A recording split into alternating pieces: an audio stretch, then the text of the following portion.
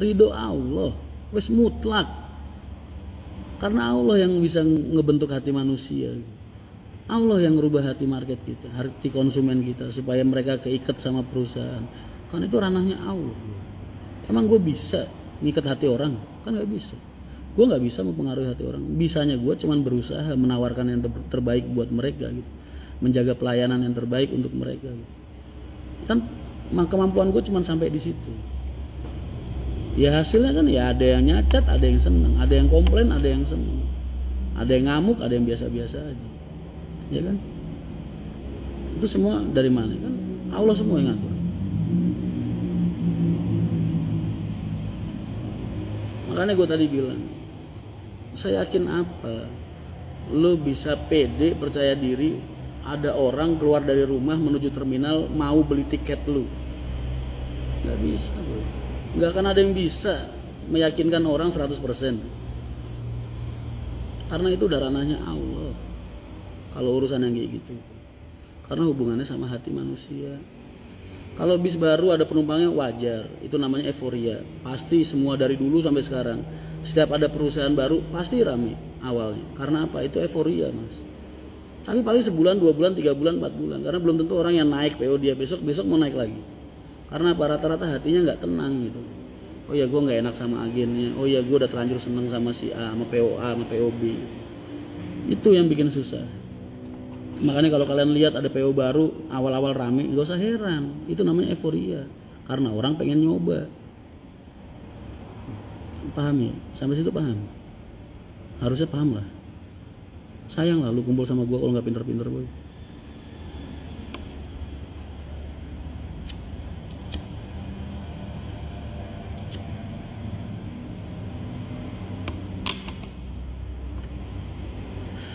Mas berani ngeprank Amri, gue tuh gak pernah berani ngeprank boy. Karena anak-anak kalau gue lagi muka gue aneh dikit aja, gue udah gak tenang hidup mereka boy.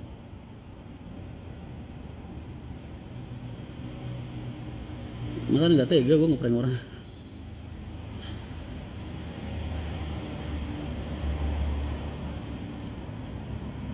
Nah, bener perbaiki sholatmu kayak dong. Ya pastilah.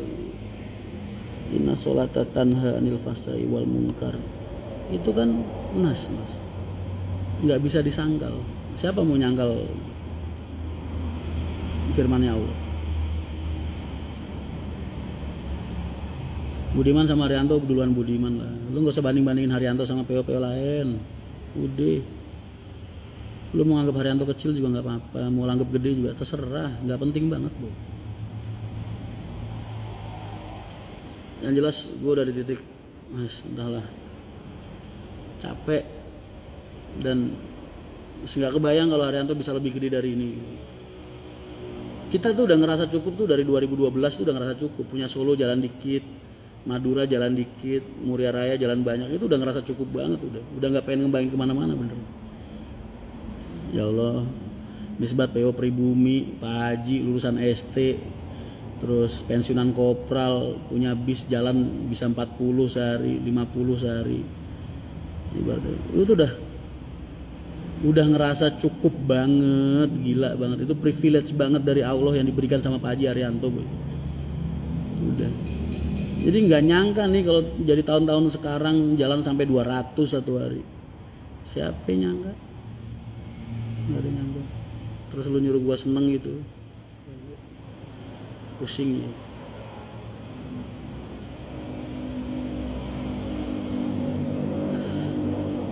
Terus kenapa kalau nggak seneng kok dijalanin mas?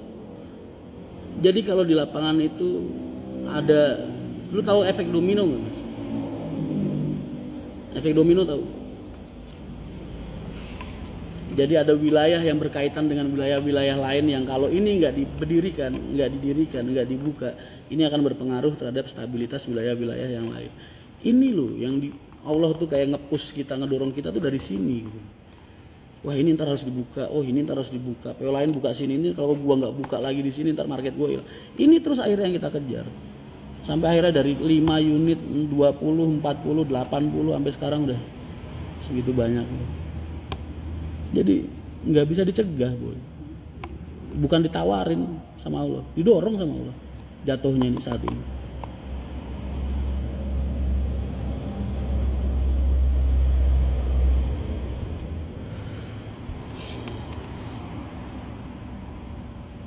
Serang Purwantoro emang kan gue udah bilang buat armada aja marketnya. Gue nggak pengen buka, nggak cukup harga tiketnya sama gue,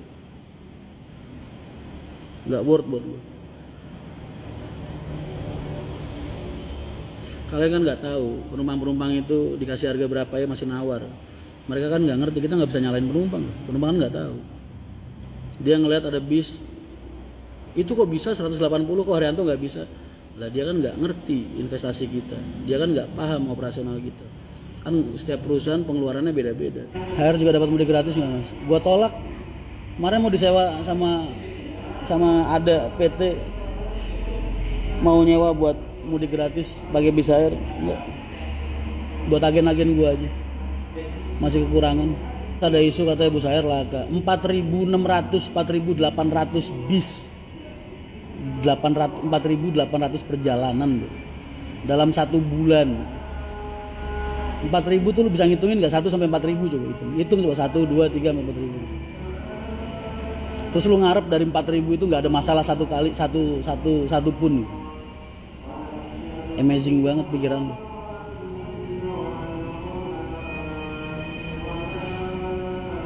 Bikinlah rata-rata 5.000 perjalanan dalam 1 bulan. Terus lu berharap dari 5.000 perjalanan itu nggak ada yang trouble satupun.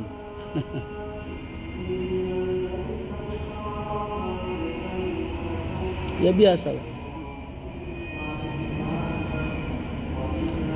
Bukannya biasa kecelakaannya, bukan. Tapi musibah itu biasa, itu faktor resiko. Jadi nggak penting banget buat dibahas. Nggak penting banget gua ngebahas sesuatu yang cuman jadi konsumsi para mania gitu. Nggak penting. Dari 2003 sampai sekarang udah berapa ratus HR yang kecelakaan di jalan. Udah berapa puluh nyawa yang hilang di jalan. Yang kira ada pemain baru. Gue nggak pernah peduli mas. Dari dulu sampai sekarang ada pemain baru model kayak gimana nggak pernah peduli. Ngapain lu ngurusin perusahaan orang? Fokus aja sama usaha lu sendiri. Nggak penting banget. Kalau emang niatnya baik ya doain yang terbaik buat mereka. Sebatas itu kan.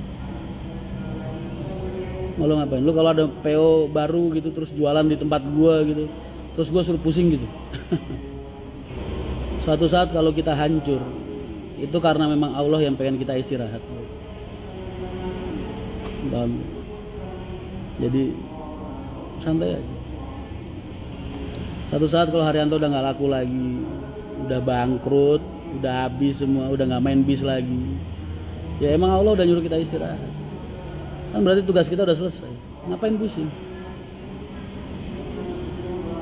Wong kita dulu lahir juga dari nol kok. Balik ke nol lagi kan ya nggak apa-apa. Mau lu pikir orang kayak gue suruh nyalo, suruh jadi sales malu gitu? Kagak. Yang penting jangan jadi tukang beca aja bu. Nggak kuat gue sih.